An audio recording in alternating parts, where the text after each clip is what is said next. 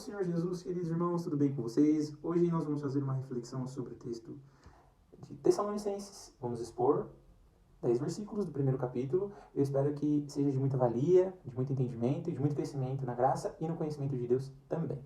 Amém? O primeiro versículo diz assim, 1 Tessalonicenses 1.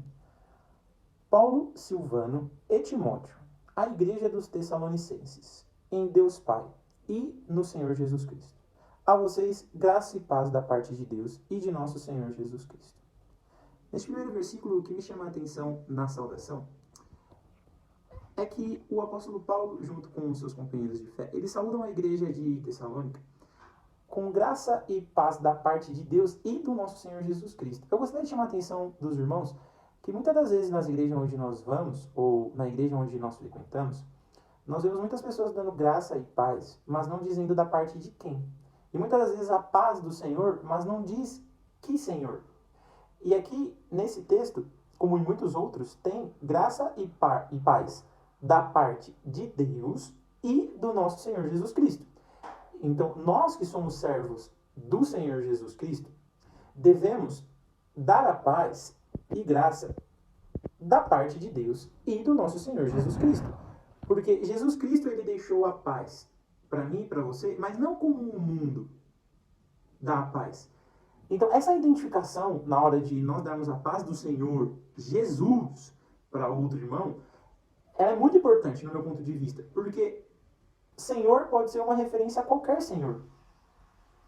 Graça de quem? Embora a Bíblia deixe claro, graça de Deus é a paz do Senhor Jesus. Só que nós, no nosso dia a dia, às vezes nós não falamos. A preguiça vem nos fazendo omitir palavras na hora de nos comunicarmos uns com os outros. Graça e paz. De quem? A paz do Senhor. Qual Senhor? Então, deixa essa reflexão para os irmãos. Quando forem darem a paz do Senhor Jesus Cristo, deem a paz do Senhor Jesus Cristo. E não a paz do Senhor. Porque a Bíblia diz que nós não podemos servir a dois senhores. E não identifica os senhores, a princípio no versículo. Só que depois diz o dinheiro, Jesus. Então nós devemos identificar a paz de qual Senhor nós estamos dando. Pode parecer uma coisa simples, uma coisa arcaica, metódica, ruim, algo que não tem relevância. Mas são pequenos detalhes que fazem a diferença na vida de um cristão. Como, por exemplo, eu acho que eu devo ler a Bíblia todo dia, porque eu já decorei os versículos, eu já li já. E a gente vai se perdendo em alguns detalhes. Então fique com esse detalhe, tudo bem? No versículo 2, nós encontramos isso aqui. Sempre damos graças a Deus por todos vocês, mencionando-os em nossas orações. Lembramos continuamente diante de nosso Deus e Pai, e que vocês têm demonstrado o trabalho que resulta da fé, o esforço motivado pelo amor e a perseverança proveniente da esperança em nosso Senhor Jesus Cristo. Vamos lá. Os irmãos estavam dando graças a Deus pelos irmãos convertidos. E lembrando desses irmãos sempre em oração. No versículo 2, nós temos isso aqui. Sempre damos graças a Deus por todos vocês, mencionando-os em nossas orações. Lembramos continuamente diante de nosso Deus e Pai o que vocês têm demonstrado. O trabalho que resulta da fé, o esforço motivado pelo amor e a perseverança proveniente da esperança em nosso Senhor Jesus Cristo. Aqui nós encontramos os irmãos dando graças a Deus pelos irmãos convertidos. E isso é muito bom, porque muitas das vezes a gente esquece do valor que tem uma alma para o reino dos céus. E nós só queremos dar graças a Deus às vezes por coisas na nossa vida. E por quando não bem materiais. Então, aqui nós encontramos um exemplo dos valores do reino de Deus. Dando graças a Deus, lembrando dos irmãos convertidos em oração, dando graças pelos irmãos. Quantos de nós hoje temos dado graças a Deus pela vida do irmão que é cristão? Não? Então, fica essa reflexão. Dê graças no pouco e dê graças por uma alma, ao invés de um bem material. No versículo 3, a gente encontra os irmãos que estavam demonstrando 3 coisas muito importantes que merecem ser ressaltadas. Uma delas é o trabalho resultante da fé. Os irmãos aqui, eles citam que o trabalho que resulta da fé, né? Eles estavam demonstrando um trabalho resultante da fé que eles tinham. E Tiago já disse para mim e para você, deixou escrito na Bíblia, que assim como um corpo sem espírito está morto, assim é a fé sem obras. As obras não têm a ver com salvação, Mas uma fé sem obras é morta. Então, na Bíblia também diz, mostre-me a sua fé sem obras e eu mostrarei a minha fé pelas minhas obras. Não tem a ver com eu vou ser salvo pelas minhas obras. Mas que quando nós temos fé em Deus e no nosso Senhor Jesus Cristo e nós não temos nenhuma obra, a Bíblia diz que essa fé é uma fé morta, é uma fé inútil. Então é uma exortação para mim e para você, que somos cristãos, de que nós não nos abstenhamos de realizar algo para o reino de Deus. Que nós santifiquemos nossos dons e nossos talentos e aquilo que a gente sabe fazer, desde um simples café até mesmo a pregar a palavra de Deus, a louvar um hino, a dar a paz do Senhor Jesus para um irmão, que nós devemos fazer isso como demonstração de fé. E aí a nossa fé transparecerá em obras. A segunda coisa que os irmãos estavam demonstrando na igreja de Tessalônica, que o apóstolo Paulo junto com seus companheiros diz, é o esforço motivado pelo amor. Na carta de Filipenses 2, capítulo 2, versículo 3, diz que nada é para ser feito por contenda ou vanglória.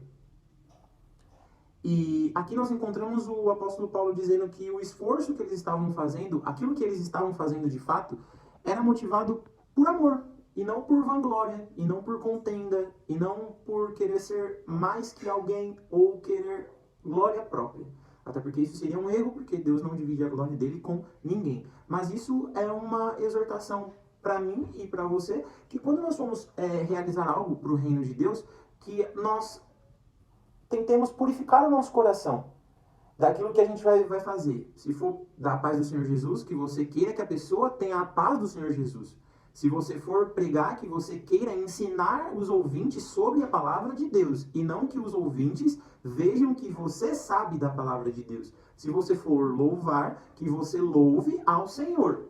Algo bom, algo bonito, algo que seja ensaiado e algo que denote seu temor, seu respeito, sua obediência a Deus, mas que a glória não pare em você. Que aquele louvor seja cristocêntrico, que aquele louvor não exalte a sua voz, suas experiências pessoais, e que você louve ao Senhor com uma voz agradável, é claro, e com muito ensaio, porque Deus merece o nosso melhor. Mas que aquilo não seja para que as pessoas te aplaudam, por exemplo. Terceira coisa é a perseverança na esperança em Cristo Jesus. 1 Pedro 1,13 e Romanos 5, 1 e 2 nós encontramos esse assunto mais explanado, que a nossa esperança ela é Cristo. 4, no versículo 4, sabemos, irmãos, amados de Deus, que Ele os escolheu. No versículo 4 é um assunto sensível, porém é um assunto extremamente necessário e indispensável. Nós somos escolhidos primeiro por Deus. Nós não escolhemos Deus e depois Deus nos escolhe. É Deus quem nos escolhe e nós não temos opção nenhuma de resistir a esse chamado do Espírito Santo na nossa vida. Há quem discorde, há quem concorde. De fato, é que nós precisamos da Bíblia para basear a nossa opinião. Nós precisamos deixar a nossa consciência atrelada ao que a Bíblia diz, o que é certo e o que é errado. Se a Bíblia diz que Deus me elegeu, então foi Deus quem me elegeu, e não eu quem escolhi Deus. Então, aqui no versículo 4, Paulo frisa isso. Sabemos, irmãos, amados de Deus, que Ele os escolheu. Então, vocês podem ter certeza de que Deus os escolheu, de que Deus os salvou, de que Deus os predestinou desde antes da fundação do mundo, como o próprio apóstolo diz lá em Efésios.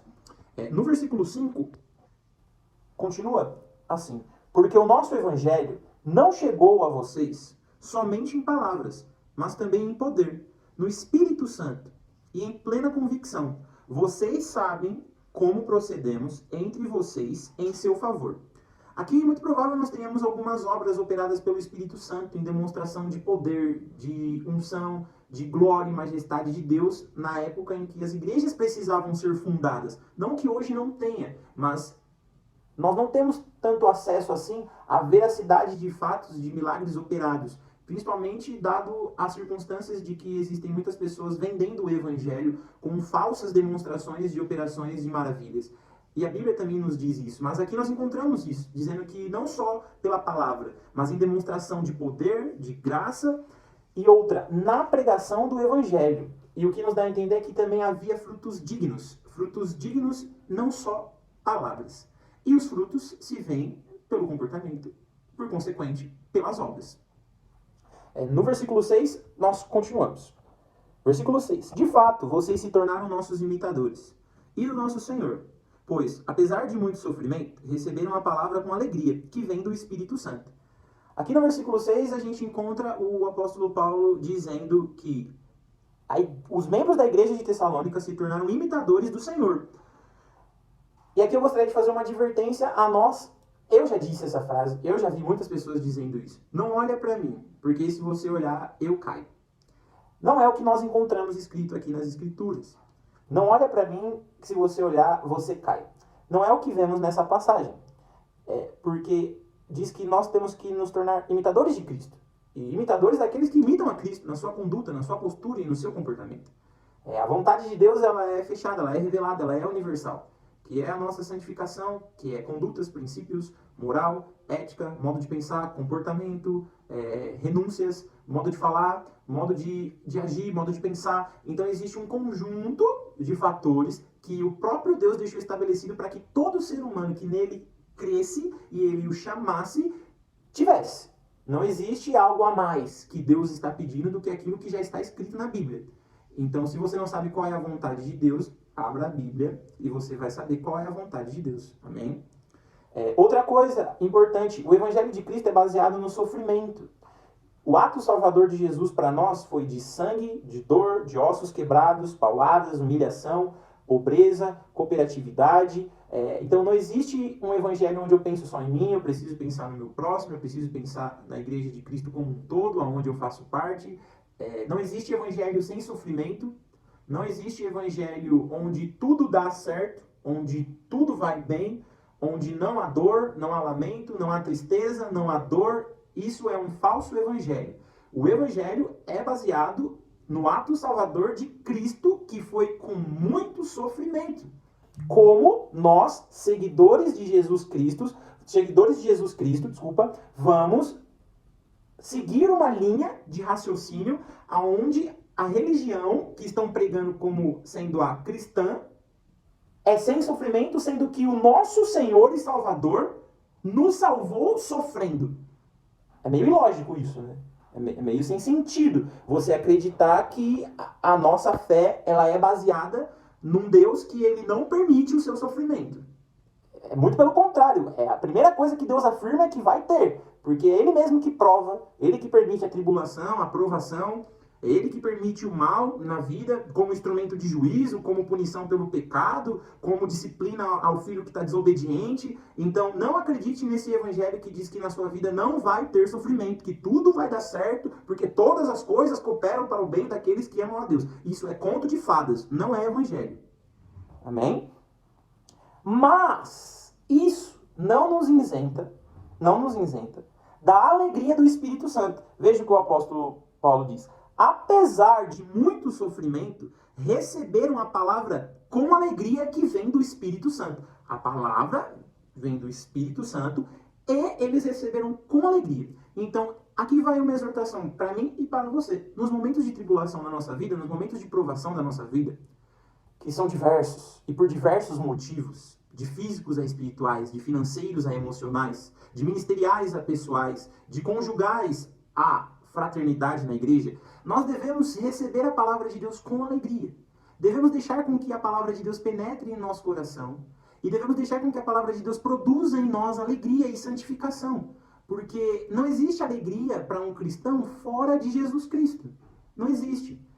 Qualquer outra coisa que supra o que você chama de alegria para o mundo é uma ilusão.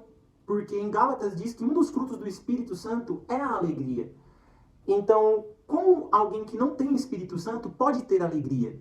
Percebe? Para o mundo, alegria é usar droga, é bebedice. Para o mundo, alegria é tudo tá bem, tudo tá bom, não tem nenhum problema na vida, não tem nenhum problema no casamento, não tem nenhuma conta atrasada, tá tudo fluindo de vento em popa, numa nice, aqui é tudo beleza. Eu nasci para brilhar e eu sou merecedor das energias positivas do universo. É assim que o mundo pensa, mas a Bíblia nos diz que é totalmente o contrário disso. A Bíblia diz que é totalmente o contrário disso, que a alegria é um fruto só proveniente do Espírito Santo. E se Deus permite com que a gente tenha tristeza, então a tristeza não pode nos isentar de sentir a alegria do Espírito Santo. Irmão, isso é fácil? É óbvio que não. É difícil pra caramba. É muito difícil sentir alegria no momento de tribulação. Mas não nos isenta. Então nós devemos fazer um esforço para sentir vontade de ler a palavra de Deus, ou ler mesmo sem vontade, de fazer a obra de Deus mesmo sem vontade, de ouvir coisas de Deus mesmo sem vontade, porque senão nós vamos dividir a nossa mesa com as culturas do mundo. Nós vamos à igreja, mas não vamos sentir alegria em ir à igreja. Nós vamos ouvir um louvor, mas não vamos sentir alegria ao escutar aquela música. Nós vamos ouvir a palavra, mas não vamos sentir alegria em escutar aquela palavra. Nós vamos escutar coisas de Deus e não vamos sentir alegria ao escutar coisas de Deus. Nós vamos ler os milagres de Jesus e não vamos sentir alegria em ouvir sobre os milagres que Jesus operou. Por quê? Porque nós estamos com a nossa visão de alegria como o mundo tem. Então, se eu estou passando por uma coisa difícil, então agora é o meu tempo de chorar. Eu entendo, mas também não te isenta de sentir alegria pelas coisas de Deus. Em ver as coisas de Deus andando, em ver a obra de Deus sendo feita, em você ver uma alma sendo salva, em você ver ter um culto maravilhoso na sua igreja, em você ver Deus responder uma oração, mesmo que não seja a resposta da sua tribulação. Então, irmãos, que a gente sabe que o Evangelho tem as suas bem-aventuranças. E muitas dessas bem-aventuranças são provenientes da ação de Deus em meio ao sofrimento. O Sermão do Monte, Mateus 5, diz muito bem a respeito disso. Vai lá e lê o que Jesus disse sobre o que é ser bem-aventurado. Não é ter carro, não é ter casa, não é ter dinheiro, não é casar, não é ter filhos, não é ser bem-sucedido, não é ter vida ministerial famosa. As bem-aventuranças é totalmente o contrário disso que a gente vê na mídia. É choro, é dor, lamento, humildade e perseguição e tribulação. E tudo isso Jesus chama a gente de bem-aventurado quando a gente estiver passando. Então a gente precisa realmente pegar o evangelho que está escrito aqui na Bíblia e colocar uma lupa na nossa vida através disso aqui. E não através daquilo que as pessoas dizem que é o evangelho. Amém? No versículo 7. Assim tornaram-se modelo para todos os crentes que estão na Macedônia e na Acaia, porque partindo de vocês, propagou-se a mensagem do Senhor na Macedônia e na Acaia. Não somente isso, mas também por toda parte tornou-se conhecida a fé que vocês têm em Deus. Mais uma vez, no versículo 7, não olha para mim, então, mas nós não temos que ser modelos a ser seguidos, então nós devemos repensar nossa postura como cristãos. Nós devemos repensar nossas atitudes, nossas falas, com quem estamos andando, como estamos nos portando nas redes sociais, como estamos nos portando no trabalho, nos ciclos que nós convivemos, quais são as amizades, quais são as festas de famílias que nós vamos frequentar ou não, para pessoas que têm uma rede de amigos, de conhecidos, de colegas, trabalho, faculdade, curso e afins. É necessário mesmo você se sentar com essas pessoas ou você pode só ter uma relação estritamente profissional? Porque você tem que ser modelo, tanto para essas pessoas quanto para os cristãos. Então nós não devemos dizer, não olha para mim. Um bom cristão vai dizer, olha para mim, porque eu olho para Cristo. Se você ainda não está conseguindo olhar para Cristo, olha para mim. Olha para mim, porque eu não vou fazer de você discípulo de mim mesmo. Eu vou fazer de você discípulo de Jesus. Porque as minhas atitudes é igual ao que o meu mestre teve, Jesus. Só que o que acontece é ao contrário, né? A gente age de qualquer forma, as pessoas não veem Deus na nossa vida. E se as pessoas olharem para nós, acabou. Se as pessoas olharem para nós, então nós não temos o quê? Nós não vamos ter embasamento para poder chamar essa pessoa para a igreja, por exemplo. Já pensou, irmão? Você sentar lá com seus amigos, bebe uma cerveja no barzinho, no boteco. Aí você fuma cigarro, narguilé, sei lá o quê. Aí você toma um litrão de Skol, vai pra balada com eles. Aí chega no domingo e você fala, ô, tudo bem? Então vamos lá na igreja comigo? Tipo, mas como assim? Como assim? Então fica aí a reflexão. Deus nos chamou para a santificação e não para a imundícia. Amém? 8. Acabando. Porque partindo de vocês, propagou-se a mensagem do Senhor na Macedônia, na Acaia, não somente por isso, mas também por toda parte se tornou conhecida a fé que vocês têm em Deus. Aqui nós temos o esforço para espalhar a mensagem de Cristo. Quem ele foi, o que ele fez, qual a mensagem que ele deixou na cruz. Mas não só isso. Olha que incrível, versículo 9. Pois eles mesmos relatam de que maneira vocês nos receberam e como se voltaram para Deus, deixando os ídolos a fim de servir ao Deus vivo e verdadeiro. Aleluia. Só existe um Deus. E ele é vivo e verdadeiro e o Criador de tudo e de todos. De tudo aquilo que é existente, Deus é o Criador. Tudo e todos. E olha o que a igreja em Tessalônica era referência. Uma nação idólatra, ali nessa pequena cidade de Tessalonicenses, e que ficou conhecida por tudo isso, não somente pela fé, pela perseverança, pelo amor, por receber a palavra com alegria, mas por deixar para trás os ídolos. Irmãos, e quão isso é importante para mim e para você? Eu não sei qual é o seu ídolo, mas você sabe qual é o seu ídolo. Desde uma cura até uma realização profissional. Quantos de nós não somos chamados ao cristianismo ou nascemos sendo cristãos, o que isso não existe, porque todos nascemos caídos, estamos destituídos da glória de Deus, e é Deus que predestina os escolhidos e ninguém nasce cristão, não importa se é filho de crente não é neto de Deus, filho de crente é só um ser humano e precisa ter a palavra de Deus pregada para essa pessoa, o Espírito Santo chamar essa pessoa, porque ficar indo na igreja não é sinônimo de salvação, de conversão, amém? Mas que lindo isso, a gente encontra, a igreja fala que eles tiveram fé, falaram de Jesus, ficaram na igreja, viram o poder do Espírito Santo, abandonaram seus maus costumes, seus hábitos malditos, e não é isso que é o Evangelho? Primeira pregação de Jesus Cristo, em Mateus, depois que ele foi tentado no deserto, Jesus Cristo disse, arrependei-vos, arrependei-vos, pois é chegado o reino de Deus, ou o reino de Deus está entre vós, arrependimento. Arrependimento. Jesus veio e a primeira mensagem dele foi arrependa-vos. E o que é o arrependimento? É a mudança de comportamento. O que você fazia, agora você não deve fazer mais. Só que Deus é tão bom que 1 Tessalonicenses 4, no versículo 4 ou 5, diz que Deus sabia que a nossa natureza não conseguiria cumprir o que ele pediu. Então ele nos deu o seu Espírito Santo, para que o Espírito Santo produza em nós santidade e capacidade de vencer os pecados. Então, irmãos, para mim e para vocês não tem desculpa de eu não consigo. Você não conseguia sem Cristo. Você não consegue sem Cristo. Mas estando em Cristo Jesus, já não há mais condenação para o seu passado. Já não há mais condenação pelos seus pecados, pois tudo foi justificado na morte de Jesus Cristo, na cruz do Calvário. E hoje o Espírito Santo de Deus habita em você. E produz em você santidade e capacidade para que você vença os seus pecados. Para que você suporte a tentação sem cair. Irmão, e quando eu caio, quando eu peco? Deus está de braços abertos para te perdoar.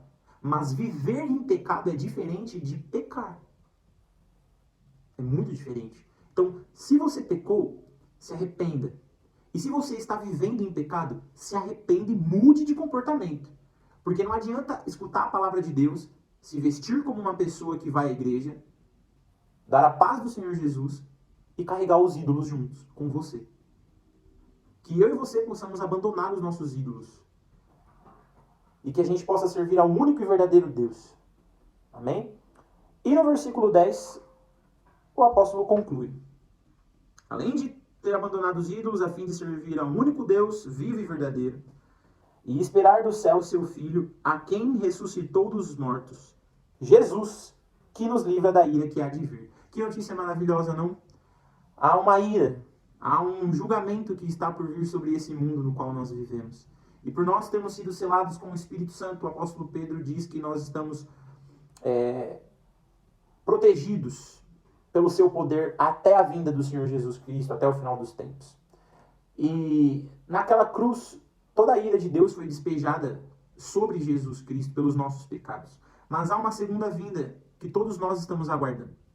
A segunda vinda de Cristo, para vir buscar a sua igreja, para acabar com esse mundo de dor, contaminado pelo pecado, esse mundo de crime, ódio, de tristeza, falcatrua, corrupção, esse mundo dominado por esses poderes das trevas. Há uma segunda vinda de Cristo, onde a ira será despejada sobre aqueles incrédulos que não aceitaram Jesus, pecadores que rejeitaram a Deus. Eu e você estamos livres dessa ira. Eu e você.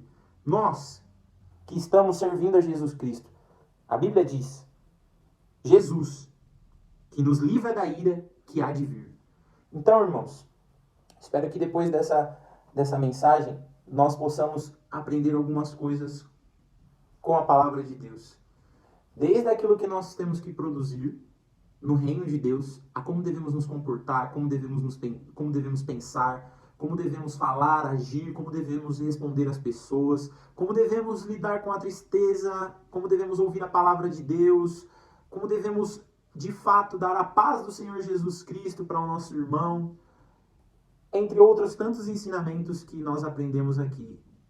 E saiba, Deus te elegeu desde antes da fundação do mundo. E Jesus Cristo nos livra da ira que há por vir no mundo. Não se engane, esse mundo é passageiro. Jesus Cristo está voltando. Mas nós devemos nos importar como devemos viver aqui enquanto Ele não volta. Amém? Que Deus abençoe.